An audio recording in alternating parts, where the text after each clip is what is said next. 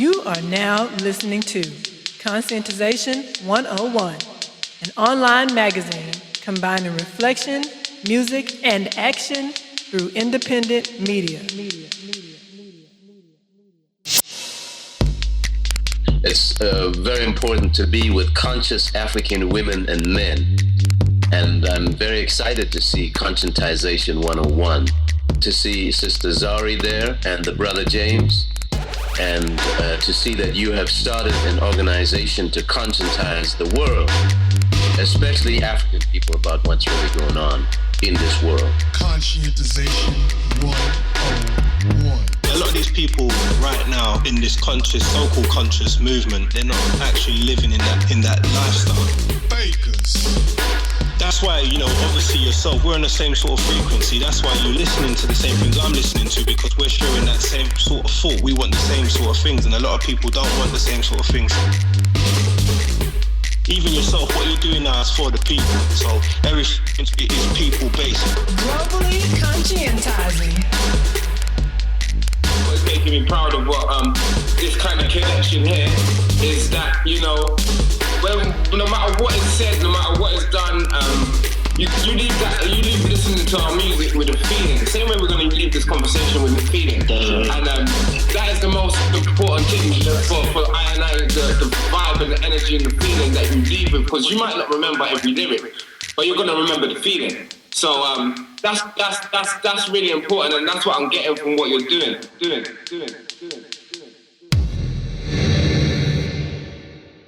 Welcome to another episode of Conscientization 101 Podcast.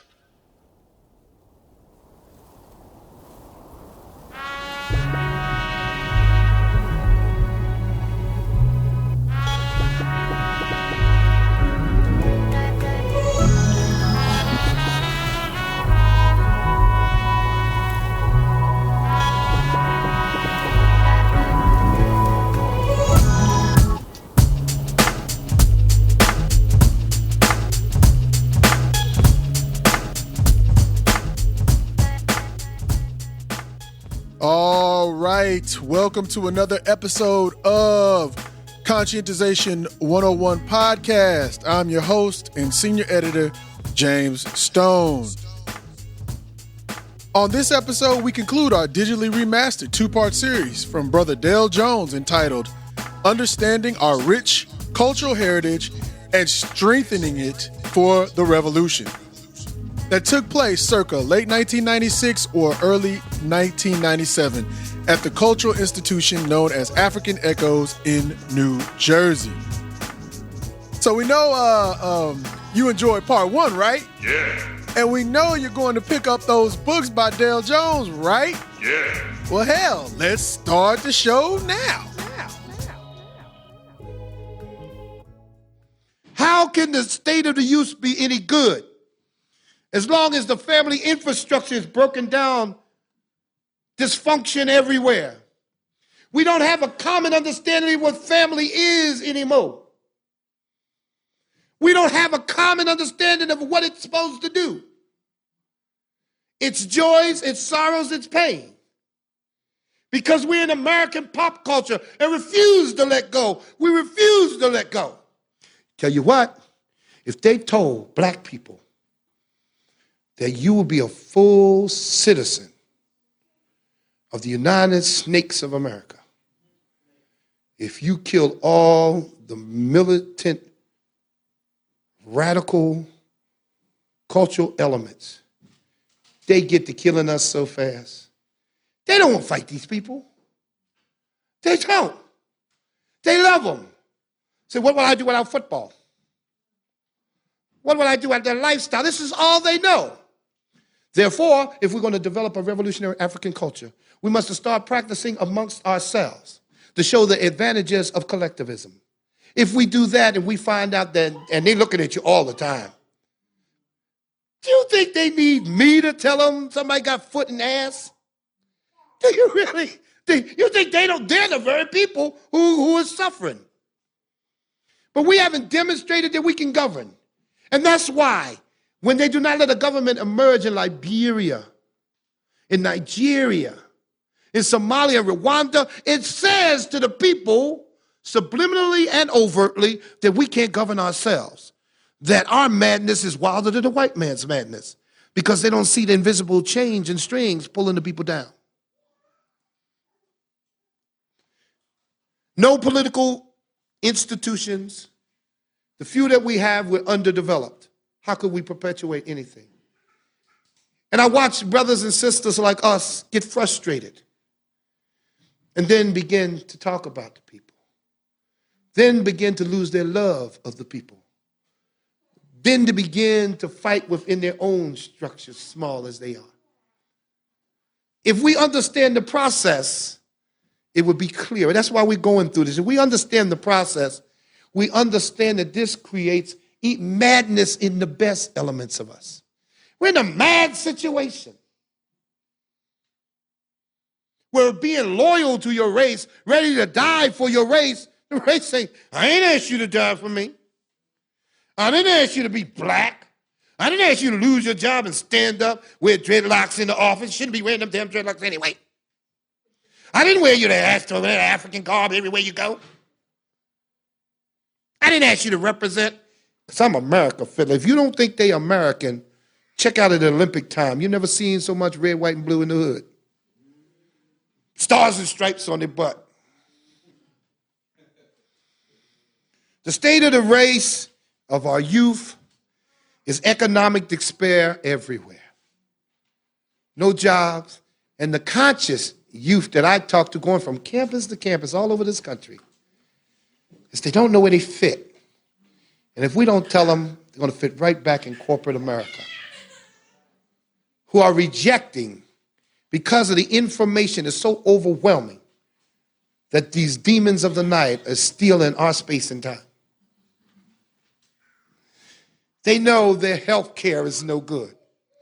They know they're militarily unprotected. So everywhere I go, I see youth beginning to train themselves.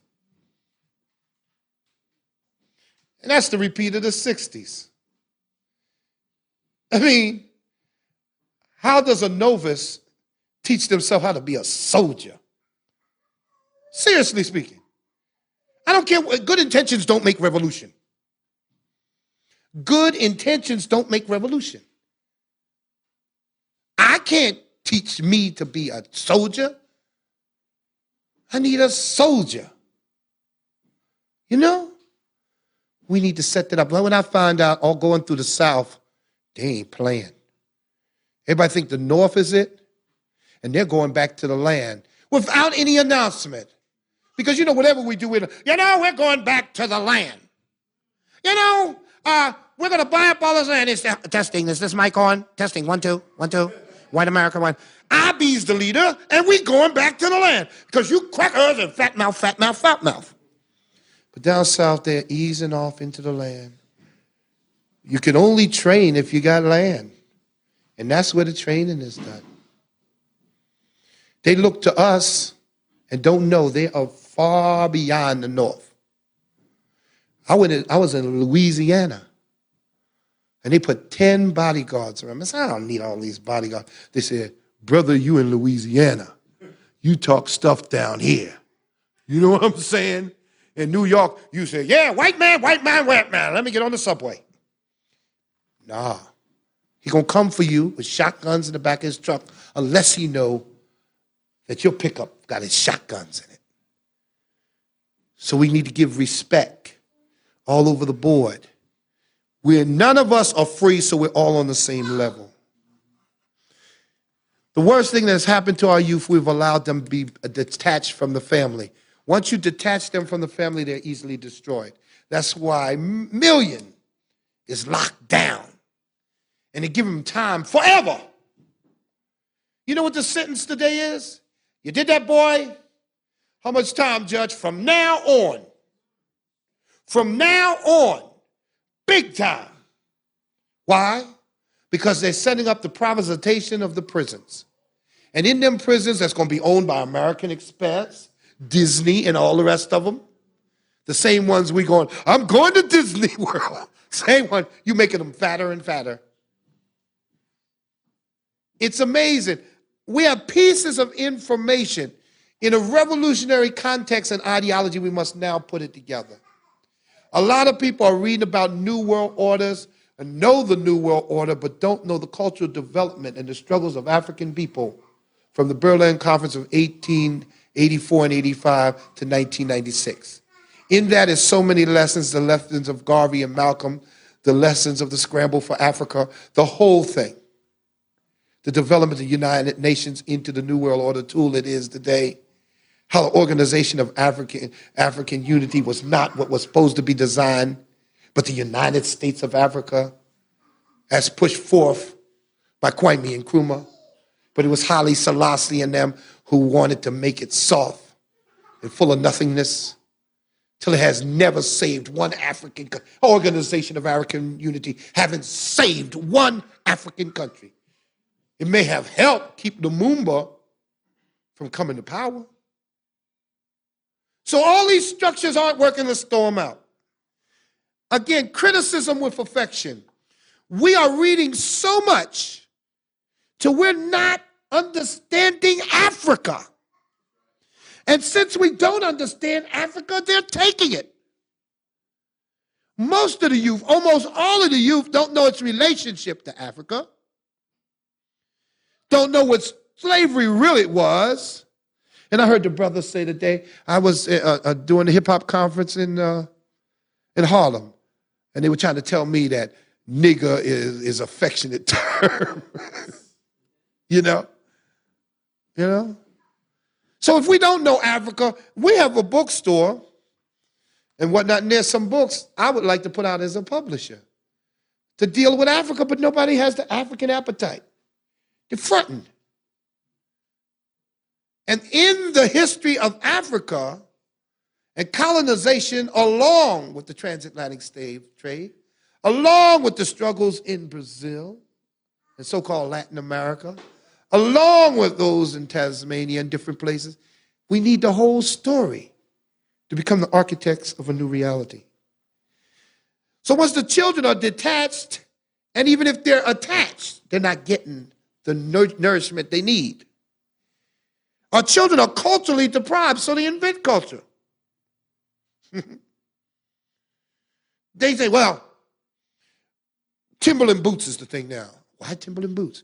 They're the most expensive boots. Oh. If you listen to rap songs, they always talk about flexing in my Lexus. Why? Because it's the most expensive car. And you hear them talk their fantasy. See, if you want to know somebody, know what they write. Know what they sing and know what they track. You can put your pulse on the youth. When they're talking about, flexing and partying all the time, and high all the time, blunted, 40 and all up. When you hear that, a whole culture has evolved around hip-hop that will destroy it. And in it, you find people like the Fugees, the Cool, J. Rue, Goody Mob, Public Enemy, Conscious Daughters. And it's not a few of them who are struggling in this tug of war to make the culture relevant. There's going to be culture. Now, is it going to be a revolutionary culture, which takes a lot of work and sacrifice, or is it just going to be American pop culture? We are too arrogant to hear them. This saddens me. And you know what amazed me? Is they use the music from our generation. All of it. James Brown, Sly and the Family Phone, Curtis Mayfield, all of that. I thought, this is going to be a natural marriage. But they took James Brown. Good God, get it. Good God, get it.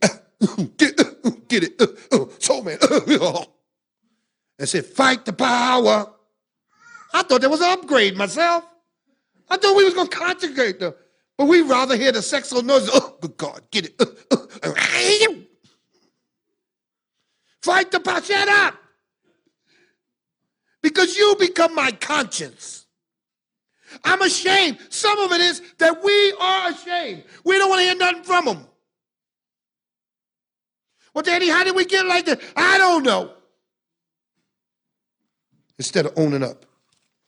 We better listen to our storytellers. Now is the time. Now is the time that Garvey had always talked about. Garvey said, black man won't know himself till his back is up against the wall. I say, can't you feel the coldness of those bricks? Can't you feel it? It's now or never.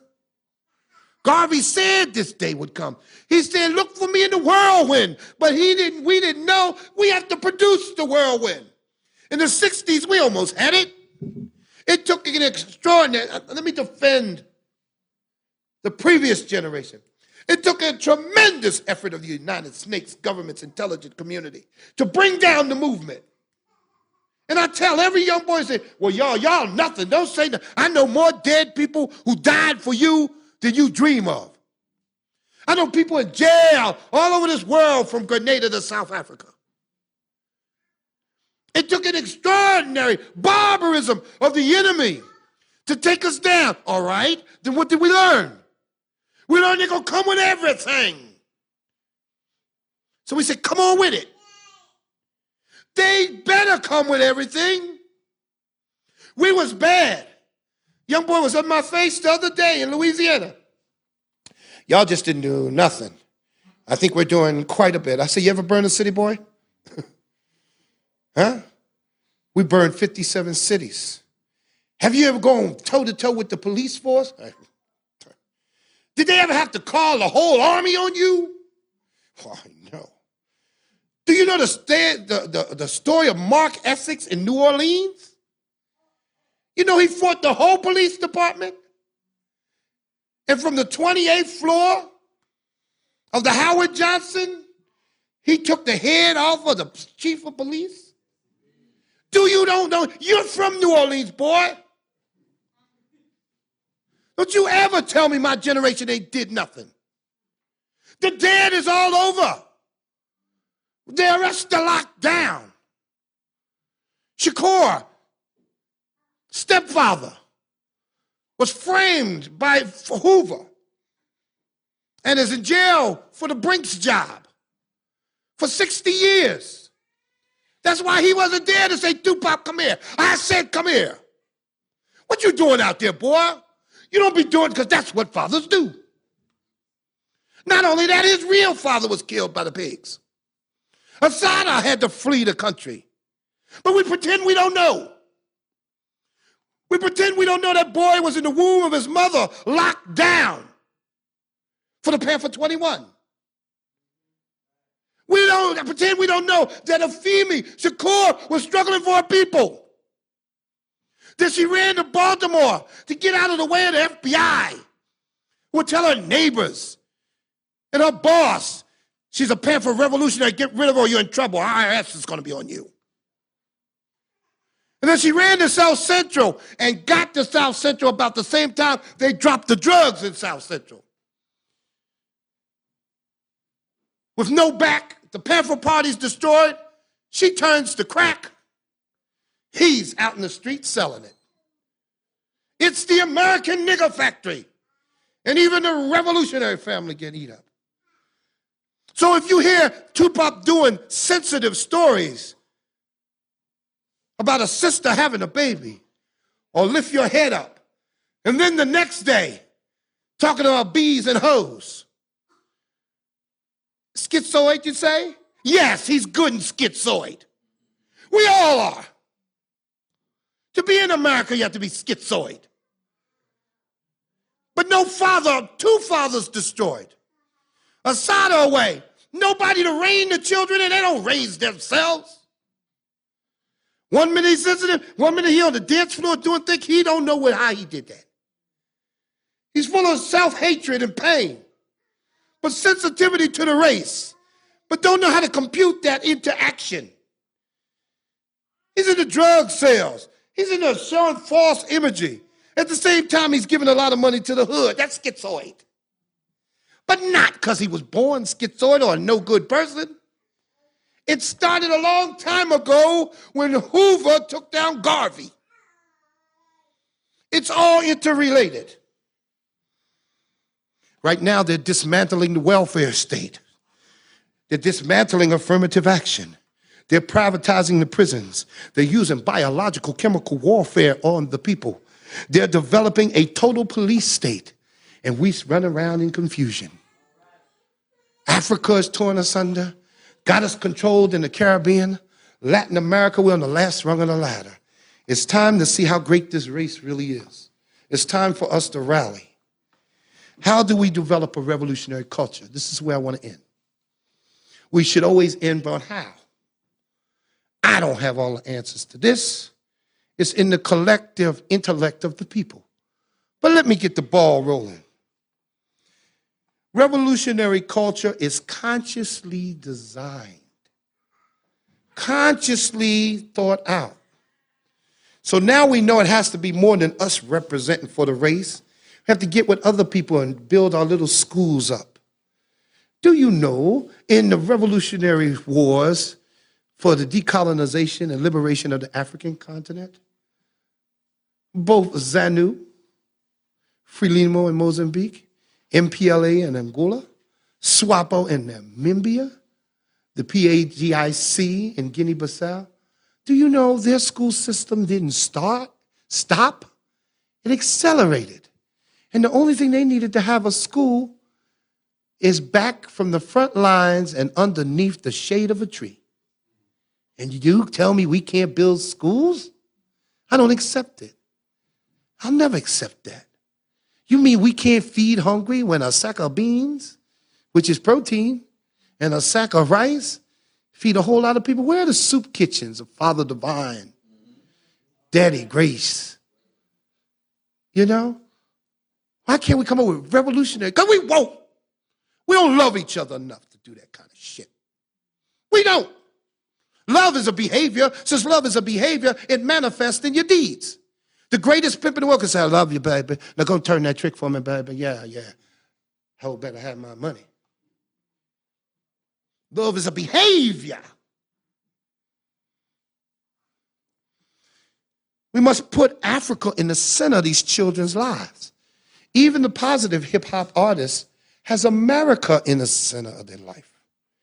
That's why when the first time I seen Snoop Doggy Dogg, now how scared can you be of a gangster named after Snoopy the dog, huh? How much gangster could that really be? Snoop Doggy Dogg. Kid and play. You say, go play and I ain't kidding. You know what I'm saying? We must put Africa at the center. That's the only way we can put African culture in the center. And anything that's outside of that, we move out. We must also be able, revolutionary culture defines the social phenomenon from a Pan-African perspective. In other words, when we say something to them or we answer a question, we take it all the way back to Africa. And that's easily done if you know what has been going on in the history of Africa. Take it on back. They took us from Africa and took Africa from the remaining Africans.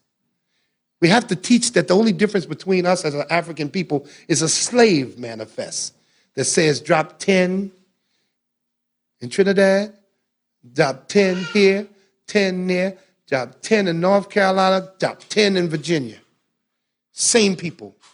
The commonality of culture is binding. It keeps us together. It pulls us together. Culture is what makes it. But from a Pan-African perspective, if you don't take it all the way home, it leaves room for someone else to get in there and define your stuff. You know, we must build the institution. We know that. As modest as they can be. Let the pioneers start them modestly and the next wave take it to another level. Let the people, when they see us talking that black talk, walking that black walk, because they're always watching you. So, yes, look at Dell saying don't do drugs. Look at Dell over there. If they ever see that, you're done. Because like children, they do as you do, not as you say.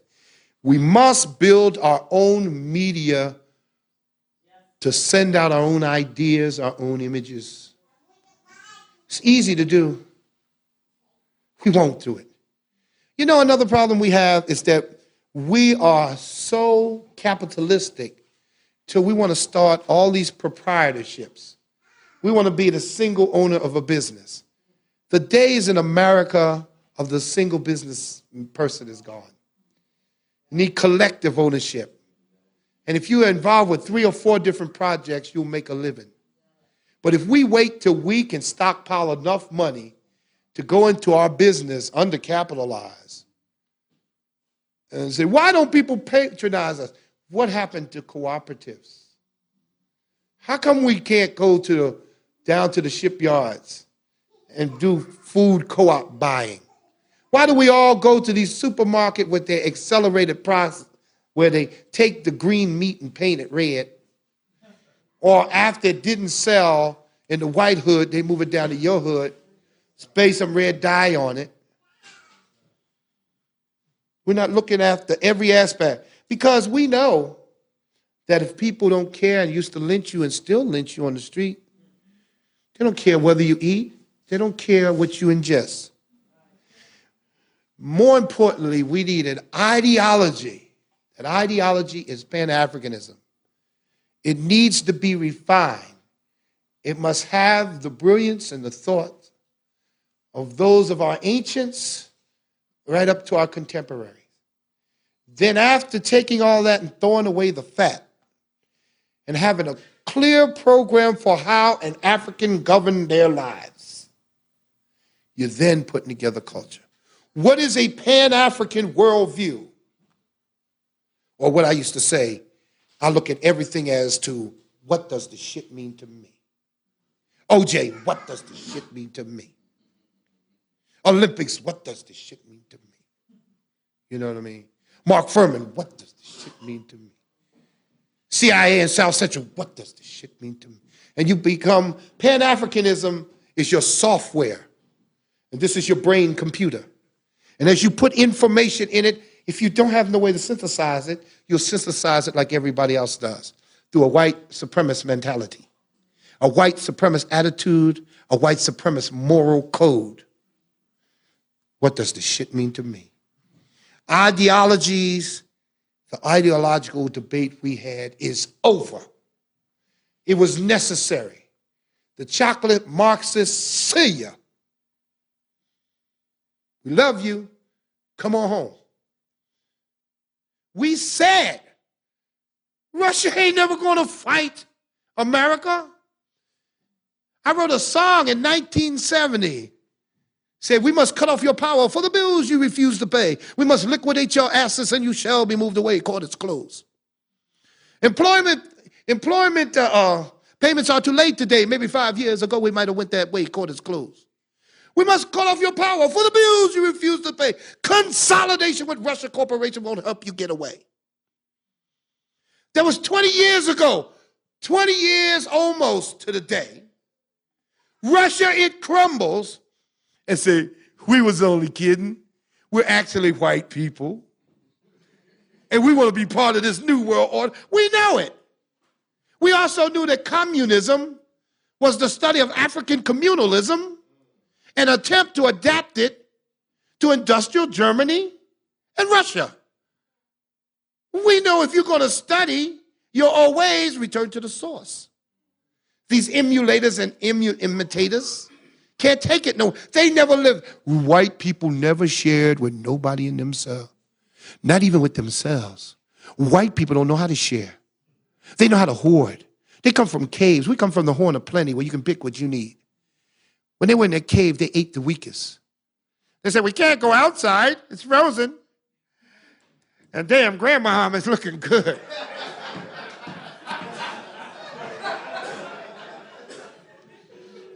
Tastes just like chicken.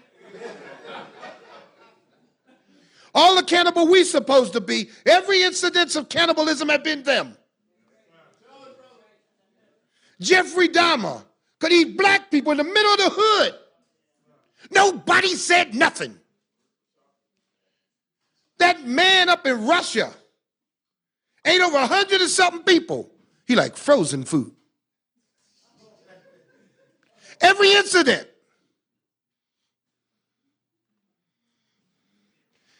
We must make our people proactive. If I knew what I knew today, when we were in the streets in the 60s, our strategies and tactics would have been more deadlier. But we had no elders. The most hurtful thing a person has ever said to me, and some people have really gotten this shit off on me, you know. Especially when, you know, a woman when you break it up. You ain't nothing anyway. Ain't never been nothing, can't do nothing. damn. But the worst thing ever said to me is I said, we're black and we're proud, ain't we, Pops? He said, you're black and you can't help it. Y'all need to sit down, stop burning these cities. I said, that's what you think of me? That's what you think of our struggle? Is that what? Yes, that's what I think of you. So those of us who survived that epoch into these epoch must know the youth need to be told something coherent, usable, workable, and they must be involved with the process of development. We always want to take children and make them do what we say, where we don't know all the answers. We need to become the council of elders to a proactive youth that's ready to fight. See, our young people ain't no punks. They just don't know who to kill. They don't know what is noble. And as long as they think being a drug lord is noble, then your warriors are inverted. Finally, we must get control of our traders. I say it's time for us to begin to put ourselves together and start beginning to have conferences about our ideological development and then take it to the point of setting up a provisional government of the Africans trapped in America, thereby passing laws that must be adhered to and being able to call war. The process will not be pure. There's going to be a lot of trial and error because there's a lot of confusion, and confusion is the enemy of revolution. But some confusion has to be worked out. It can't be just debated out. I wrote 4 books. To me, books are organic. They're living tissue. They have a life and a reason to exist. When I went to college, I went in thinking about culture bandits, how they steal our musical culture and just run rampant with it and claim it, profit from it, rearrange it, bastardize it, and isolate those who do the most progressive work and pay off those who are the most foolish. So I wrote Culture Bandits 1. Culture Bandits 2, which I consider my best book, The Annihilation of African Images, didn't sell that good. And I was perplexed. I said, I'll never write better than that. And I was breaking down radio, television, talk shows. You see what I wrote about talk shows, you could see I already predicted that Jenny Jones and Rivaldo and all them fools would be coming. And I couldn't understand it, so I started taking a poll of why black people avoided Culture Bandits too. And I kept hearing over and over, all you talking about is black people. You say what? Black people. You talking about black people. I don't want to read about you talking about no black people. I said, well, Jim Brown wrote in his book, Out of Bounds, that he loved to go to Hugh Hefner's Playboy Mansion. And when he walked in, he loved to hear the classical music. That he loved to have lobster and steak whenever he wanted and partake of the finest white women. I didn't write that. He wrote that. When I pointed out to you, because I knew you weren't going to read all these books, that Sammy Davis Jr. was a devil worshiper and was supposed to be at the party when the Manson people came and slaughtered in the Tate Bianca killings. And he said, I only like that because I had access to orgies and white women. He wrote that in his book, Why Me? And all these different books that I came through about Iman and Spencer Haywood, books like people like Dennis Rodman can write, Unashamed. And the people say, I don't want to read that. You mean you don't want to know the truth? You want to read about Imhotep? Yeah, we be bad. And we had more than one and still got more. But you don't want to go over there and do the hard research. You want to read about Nzinga, Harriet Tubman, Hatshepsut. I read about them too. Love it, upliftment. But I want to read about Maya Angelou, Pearl Bailey, and other Uncle Toms and Uncle Thomasinas. We're getting into this thing wrong. We're not doing objective study. So then I wrote the book Black Holocaust, which really came before Culture Bands too, because everywhere I went, people saying, they can't kill us all. The hell, y'all crazy. People call me up on the phone in Chicago. Yeah, you're the brother who wrote that Black Holocaust stuff. I said, yeah, they can't kill us all, nor do they want to. We're God's children. Yeah, all right. Spelled backwards is dog. You know what I'm saying? Your gods and their gods ain't the same gods, you know. Black Holocaust, so beyond my imagination. I made it a little book. I didn't get cute. I just came with it raw because I got that from Kwame Nkrumah. 2 books the revolutionaries always had on them. The Handbook of Revolutionary Warfare, which we all must read, and Class Struggle in Africa. If you don't read Class Struggle in Africa, you won't understand Africa. That was a product of the colonial mentality and how we could kill each other. Hell, don't tell me about Class Struggle in Africa. Wilson Good dropped a bomb in my neighborhood. He burned up his own children. Once you read and understand class struggle in Africa, not from a Marx and Leninist position, you'll understand how some of us betray we so easily. Black Holocaust took off. It's still the biggest seller I probably will ever have. Then the last book, The Invasion of the Body Snatchers, is a continuation of the Black Holocaust. It amazed me that we would actually trust the demons of death to put things in our bloodstream. Norplant, Prozac, Fridolin. The new thing is nicotine patches, flu shots, immunization. They killing us softly, but not with their song. So these were organic. My next book will be called The Black Warrior. And it will document our strategies and tactics and our heroes and sheroes since the ancient days and take it right on up to 1996. Because the young brother's always looking for when we fought somebody and won. We won in Angola. We won in Mozambique. We won in Guinea-Bissau. We won in Zimbabwe. How do we win wars and don't celebrate? Till our children actually think we never fought these people.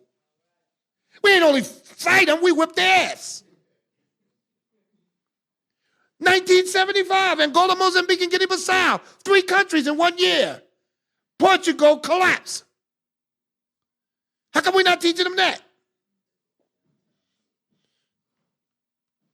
So we end by saying, I'm glad you stayed.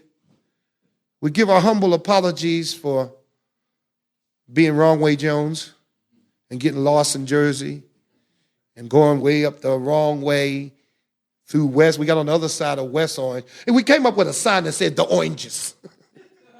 What the hell is that supposed to mean? Say, next stop, the Oranges.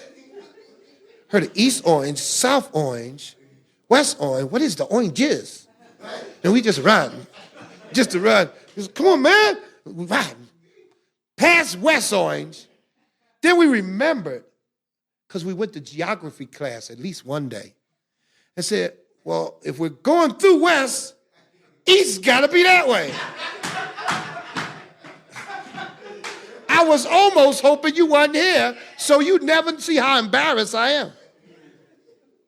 But next time we'll know how to find it smoothly. I don't take the position of other people. I don't take the positions that Africans supposed to wait. I believe in discipline and being on time. But I'm Wrong Way Jones. And I was the navigator. And it won't happen again. We end by saying African people must love each other. To love each other, you must demonstrate to our behavior that we're willing to sacrifice to take this thing to another level. We end by saying that the death of African people by the millions daily is unacceptable, and this genocidal process doesn't last forever. Somewhere along the line, you're going to run out of people. Yes, sir. Africa. Easily. So we must understand clearly that these are serious times. They kill your babies right up in front of you. The Christian right capitalized on the murder and the carnage. The 700 Clubs is on television in almost every African state. The control of information is beginning to get locked down. They brag about there's more information, there's more bullshit. Information you got to find. And I say to you, it is a privilege to be African, but Africans must unite. It is a privilege to be African, but Africans must unite. Times are hard and friends are few. I scream in pain, brother, where are you? Times are hard and friends are few. Brother man, where are you? Storm over the anthill. There's such a famine in the wind. A war for liberation's begun. Little boys become men. Storm over the anthill. Who's my pa? Mother, is she with us? Better check how far. How far? How far? Times are hard and friends are few. I scream in pain, brother, where are you? Times are hard and friends are few. Brother man, where are you? No time for jiving. There's a job to be done. Love those who are comrades. There's a war to be won. Hey, queen, hold my hand. Soul, truth, and wisdom, they're at my command. I'm saying, child, brace yourself. Hold your tears. We'll all die now, then to suffer for years. I'm saying, times are hard and friends are few. I scream in pain, brother, where are you? Times are hard and friends are few. Brother man, sister lady, where are you? I thank you.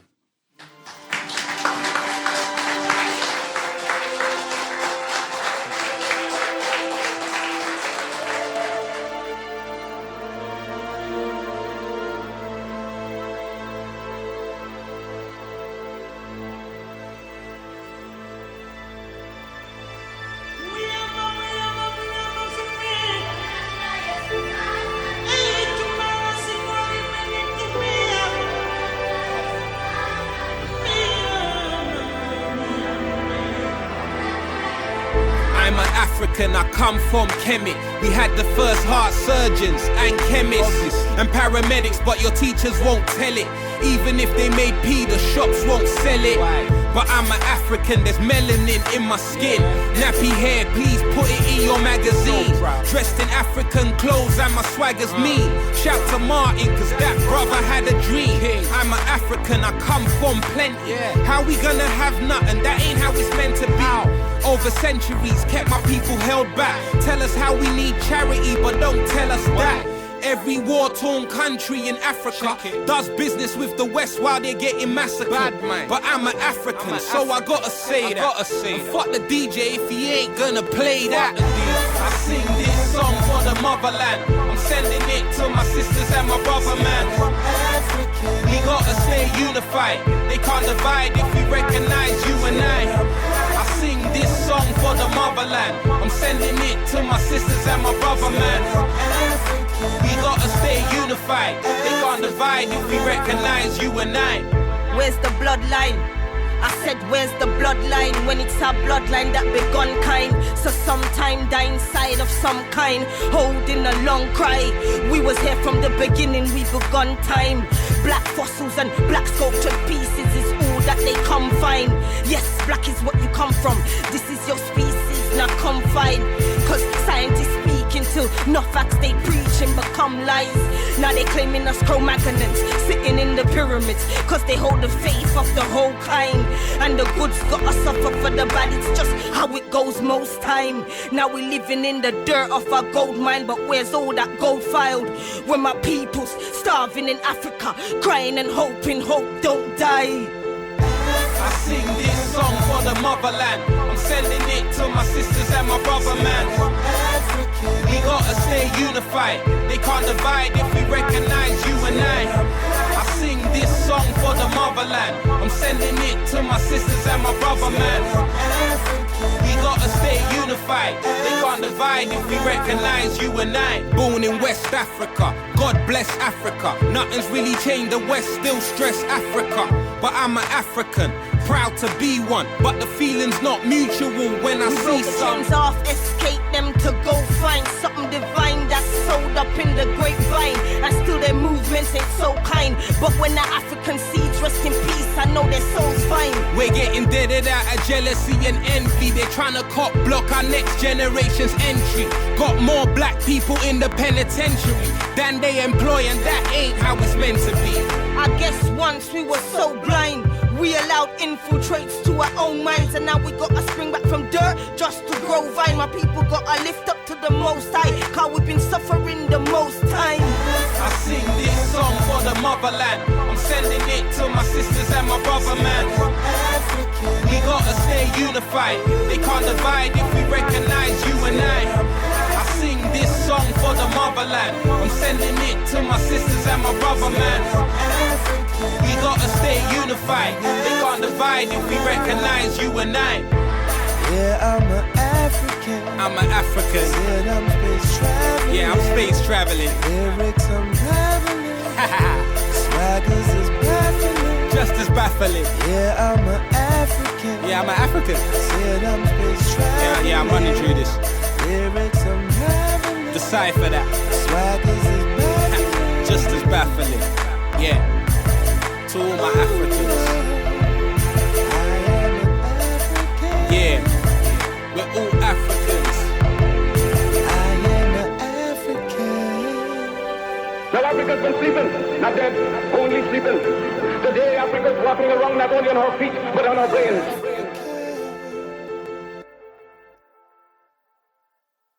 All right, people, just wanted to step in for a quick interlude. If you noticed that at about 32 minutes and 41 seconds into Dale's presentation, you heard a little skip. That was in the original audio recording that we got from YouTube, so we didn't edit anything out. Just wanted to let you know that, give you a quick FYI.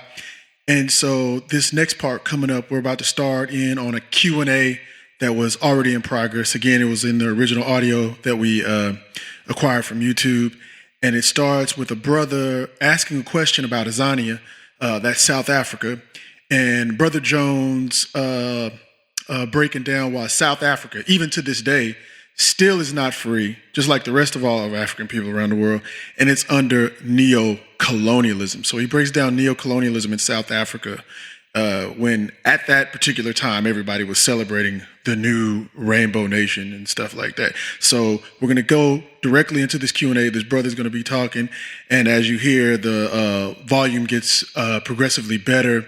That's just the original audio. We do what we can. All right. Brother Dale Jones is about to conclude. All right. Conscientization 101. Peace, peace, peace, peace, peace, peace. Another brother from another white guy from South Africa. And I thought if he had a revolutionary thought, he would have abstained from fighting the brother. What do you think he should do, or what is your opinion on that? Well, I think it's basically our fault. We believe, because we do not know what revolution is, that there's been a revolution in Azania. There has been no revolution. It's the only thing that slipped into neo-colonialism. And after Jomo Kenyatta came and be the head of the revolution in Kenya, after being in jail for years and serving the interests of white supremacy all his working days, we should have known that the trick, that revolution means that the land changed hands. If the land has not changed hands, there's been no revolution. If all you got is a theme song and all you have is a flag, there's been no revolution. Revolution will happen when 87% of the people who only have 13% of the land, when they control all of their land, when they control the institution. A brother, educator from South Africa, was on CNN complaining that there has been no schools for black people. Well, if we had won a physical war in South Africa, see, armed struggle has its cleansing process. Then we wouldn't be worried about our children in the same schools with the roof leaking, with old board textbooks. So the sham independence in South Africa has to be revealed for what it is. Neo-colonialism. True revolution would have dumped them little ugly white kids out of our school in our land and put our beautiful black children in them. So the whole world thinks that there has been liberation. And some of the slowest among us are athletes. So we knew already going in when a man fights and gets punched in the face for a living, he ain't too bright. That he don't know that his brains is in his head. Yeah. The whole thing, let's look at another thing. We are so liberal and want to be with white people so much that in the middle of a war, me and Martin Luther King could be in the foxhole. And the white man yell, Martin, Martin, come out, come out. I said, what's the matter with you, Martin? Be cool. Martin King, come out. I got to go. Where you got to go, man? You in the foxhole with me. Martin, I got to go. Martin. On behalf of white supremacy, you get the Nobel Peace Prize. How do you take a prize in the middle of the war from the enemy? No one answered that question. My whole youth, I answered that question. Bishop Tutu, come out, come out. On behalf of white supremacy, you get the Nobel Peace Prize. Well, this last one did it. Nelson Mandela, come out, but bring the clerk with you. And y'all gonna share this award. Do anybody know who Albert Nobel was? What did he come up with? Dynamite. That's their idea of peace. So the sham, because we're not doing critical thinking, and there's nothing wrong with us. We're not backwards. We're not ignorant. We're just not used to thinking with Pan-Africanist thought. We criticize each other. 95% of my criticism of another brother or sister is definitely criticism with affection. There are some that are treasonous I have no affection for. I said they got to be taken out. But the 95% who don't know, use and abuse, let me tell you, Nelson Mandela knows he don't run that country. Oppenheimer still runs that country. De Beers Diamond still own that country. The reason why they had to get South Africa, and this has to be told, this is why I say you have to know African politics. We whipped the white boy's butt in a place called Quitaquatavao in Angola. The South African troops had pushed up through Namibia into Angola and used to come and slaughter and rape our people at will. Well, we trapped that army with a Pan-African force consisting of soldiers from Guinea, Angola, and the Cuban soldiers. Yet we never come to the aid of Cubans, see? When you don't know, the number one principle of Mayat we should never forget is reciprocity. Should always remember, we should be behind Castro now. We have contradictions, but we know what he did in Angola. So we were going to kill that whole army in Quitaquatavao. And the white boy said, wait a minute. What if we left? Angola never came back. Oh, say, you ain't coming back. Not where we sending you. All right, wait a minute. What if we turned Namibia over to SWAPO? That's interesting. That's not enough. Well, what if we dismantled apartheid and brought out Nelson Mandela? That's how he got free, through the gun. It wasn't through the soft heart. Look it up. Matter of fact, in my new newspaper, which I'm going to send here, I don't know whether anybody's seen my paper, The Eye of the Storm. Well, it'll be out soon. That's one of the big stories. Through the gun, we liberated it. Okay? Because that's how. How did they take our shit? With the gun. I mean, they didn't pray it away from us. You know? So in the middle of this Holocaust, we forget how we won. The reason why they had to fight so much to free up Southern Africa is that's where the strategic materials to run the space program, the nuclear capabilities, the gold and diamonds, especially industrial diamonds, okay? They would have crumbled if we just controlled the southern region. And from Zimbabwe to Namibia, we had them surrounded. We know they couldn't hold it. Sometimes we come to the peace table too soon because we don't like war. As much as the barbarians they may say we are, we can't touch these people when it comes to war. War is their norm. They were warlike before we came along. And when they have a war, millions of people die. Shall I cite World War I, World War II? But let's also cite the people of Vietnam.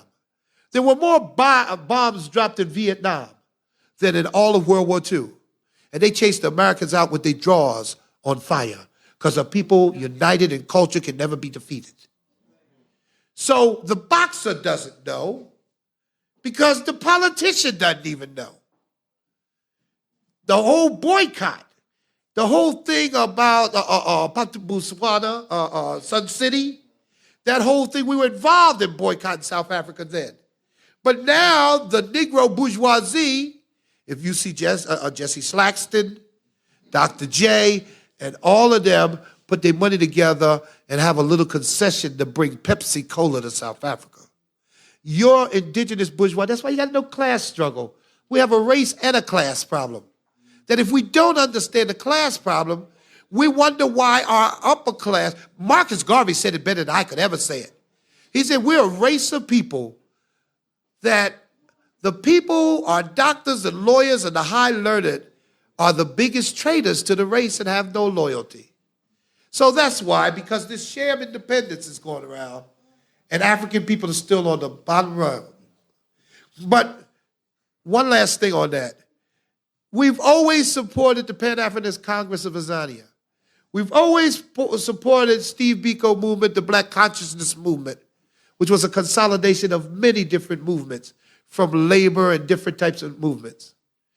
When Nelson Mandela was brought forth, the very people that we tried to help us with the canned food drive for refugees and clothing jobs for refugees in the neighboring countries of Azania wouldn't help us. Now they walked up to me, Brother Dell, you going to see Mandela? I said, no, I ain't going to see no Mandela. You're not down with that? I said, we've been fighting Mandela for years. Have you ever read the Freedom Charter? He was always an integrationist. Integration won't do. Well, I support him. People lined up out in the street. A ticker tape parade for a black revolutionary in New York. Come on. Critical thinking should have told you something was up. A ticket, yeah. Yankee Stadium full of people. And Mandela walked on with a New York Yankee jacket and a New York Yankee cap. And he said, now you know who I am. I'm a Yankee. On Ted Koppel's show that night, Reverend Butts, you know him, but he asked a good question. He said, in the light of Tawana Brawley, Bensonhurst, and the other incidents, do you really think the United States government will really be good for the people of South Africa? You know what he said? I do not dabble in the internal politics of another nation. I said, you flaming faggot. We fought, we demonstrated, we raised money for our brothers and sisters in Azania. And you mean when it comes to my tribe, nobody never has tried for my tribe. We helped the people in Zimbabwe. We went to Zimbabwe and half those ambassadors and people with the liberation movement who hide out my house, put my family at risk, who we fed, clothed, and protected, wouldn't even see us. Well, let me tell you something. We are a tribe, a common tribe that segues into the whole African family. And we want reciprocity. We never get it. We raise money. We raise so much canned food we couldn't find it. We don't ask for your thanks. We ask for reciprocity. Nowhere could I go when and if the United States gets on my ass. Nowhere. Secretary say you can come here and become a junior ambassador because you have dual citizenship. Nowhere are they seriously discussing we. We are a powerful tribe, and we need to stop getting dissed. A brother told us one time, from Zimbabwe. He said, my Pan-African brothers, if you think when Robert Mugabe takes over Zimbabwe, they're going to want to struggle for Pan-Africanism, you're wrong. They're going to want their little kingdom. They want to become rulers and enriched. And you know how you look at somebody and you have much respect, but you don't know the answer. It has to play out. And it plays out. At this time in my life, I thought I'd be sitting across from the Indian Ocean writing poetry to a queen. But we know we can't leave now because we're about to be annihilated and everybody comes to the front. Everybody. But we're not respected. In Jamaica, they'll tell me, say, what's the difference between you and Farrakhan? I said, well, if you don't know, you got a problem. What, you're just more radical. Then that's the difference. You answered your own question. Well, what about, are you brothers and sisters in the United? I was on Muta Baruka's show. A caller calls and asks me a question like this. It seems to me that with OJ going on and all this, the black American ain't what he used to be. And I said, first of all, there's no such thing as a black American. Second of all, who are you talking to? And you asked them one-on-one, who are you talking to? What are we, shit?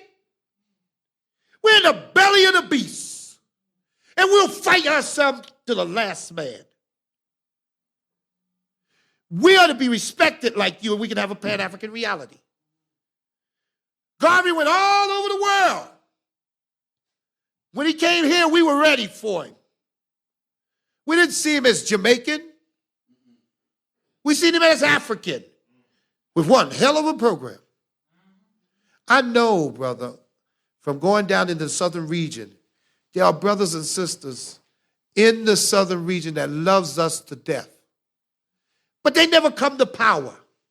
Do you know in Zimbabwe, they got Harare and they got old Harare, which is the ghetto?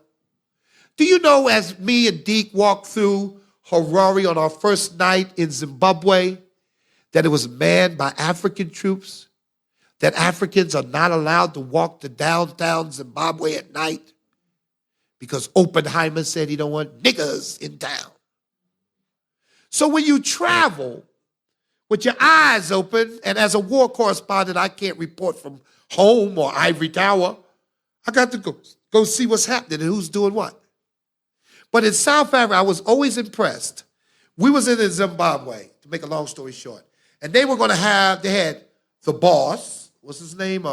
Bruce Springsteen, all these people, and some silly little girl named Tracy Chapman. And they're going to have this big show.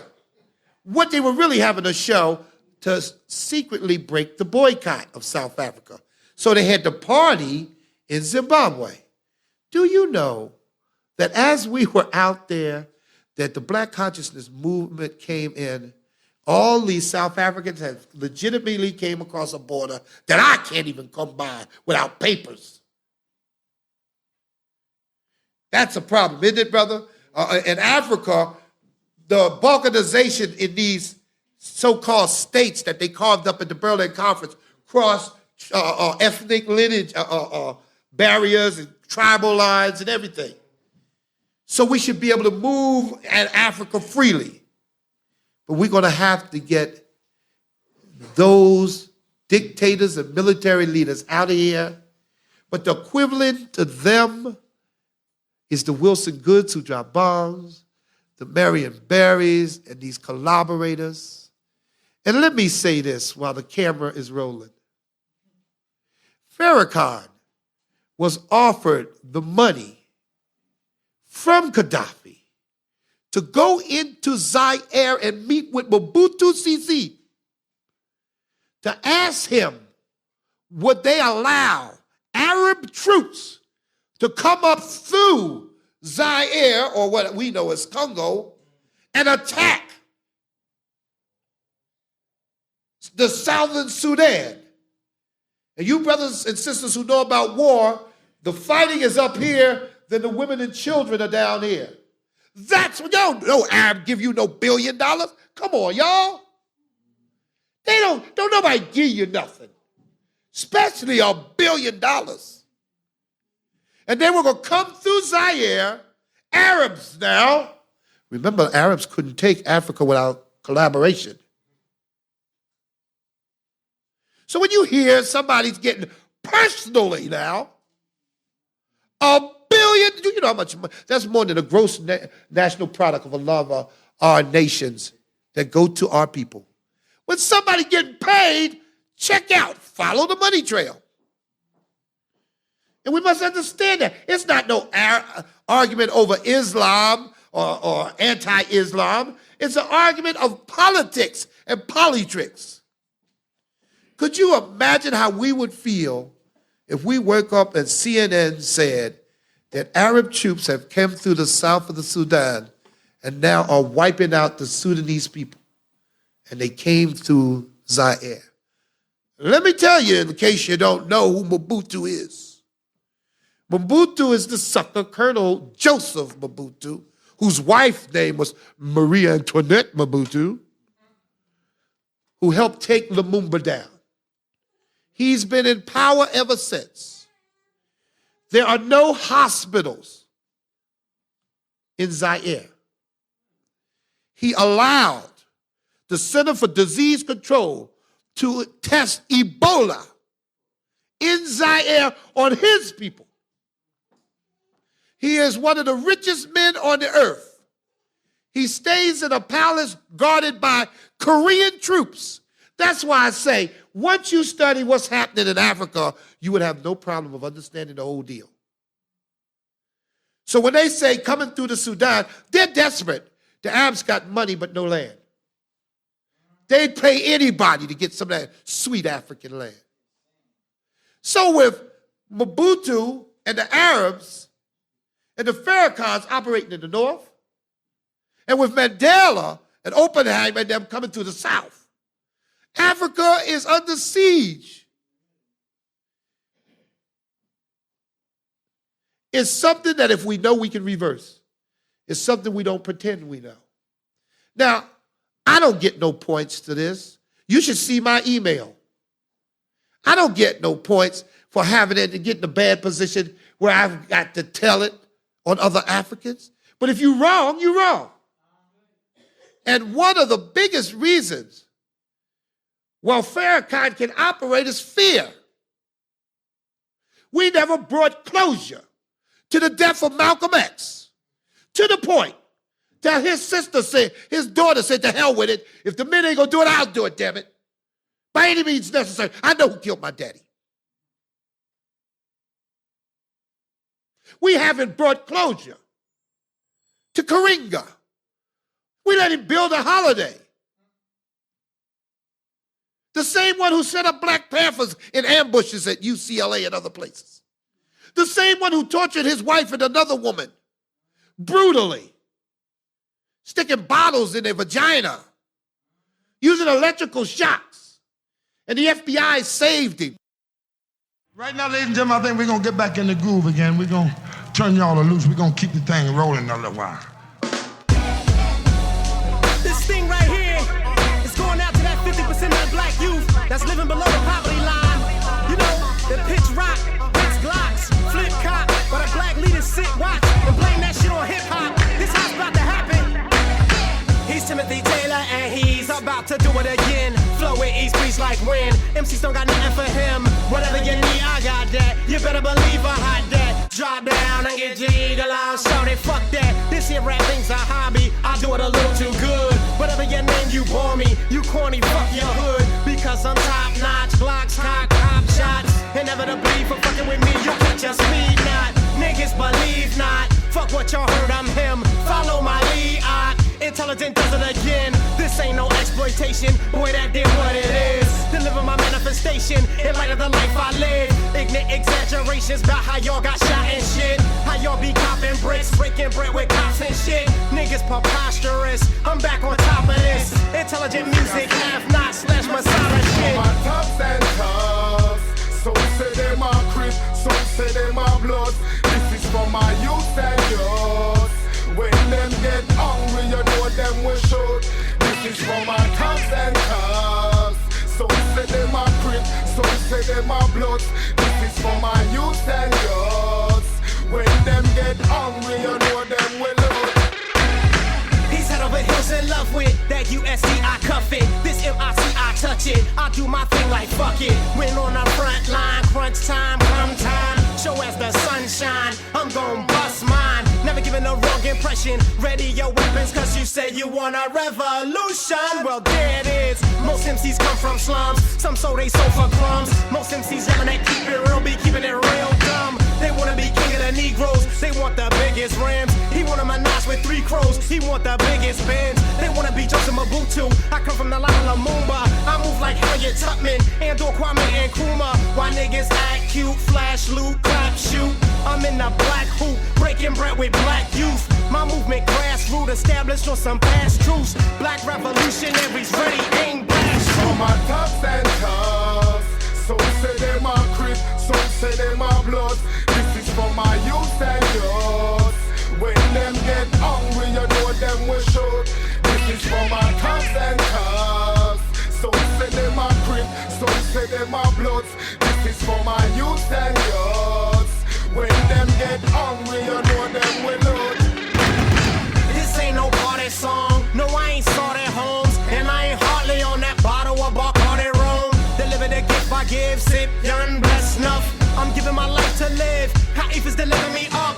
Don't wanna go over your head. Sometimes I'm a little too much. They telling me water it down. I'm telling them death is a cup. Black leaders, teachers, preachers, blaming the youth for self-destructing. Look, let me break down something. You niggas know little to nothing. They cutting the social programs. They stopping the aid to the youth. They moving the jobs to Taiwan. They build more jails than schools. I'm breaking my breath with the po folk who feeling the hell of oppression. My lungs full up of gun smoke and misguided aggression. Live on the front page, black raids in the stage. Rinsing my pain out the barrel of a 12 gauge. That did that EP Newton, stereo fans fanning. Black revolutionaries ready, aim, blast cannons. My tops and tops. So say them are crip, so say them are blood. This is for my youth and yours. When them get hungry, you know them will shoot. This is for my tops and tops. So say them are crip, so say them are blood.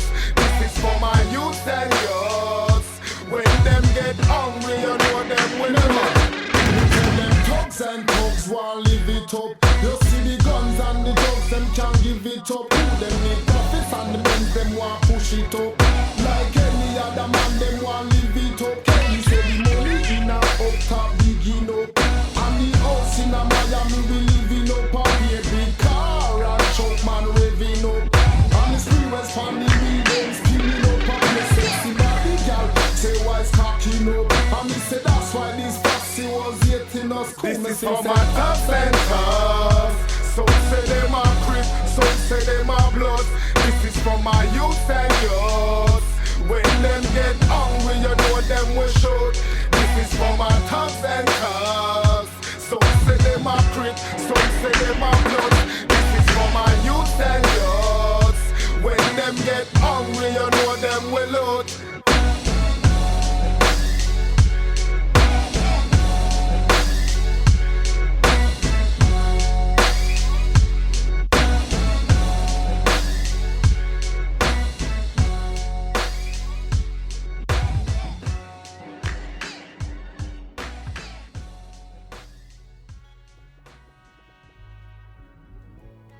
Well, all right. That concludes our digitally remastered 2-part series from Brother Dale Jones on understanding our rich cultural heritage and strengthening it for the revolution.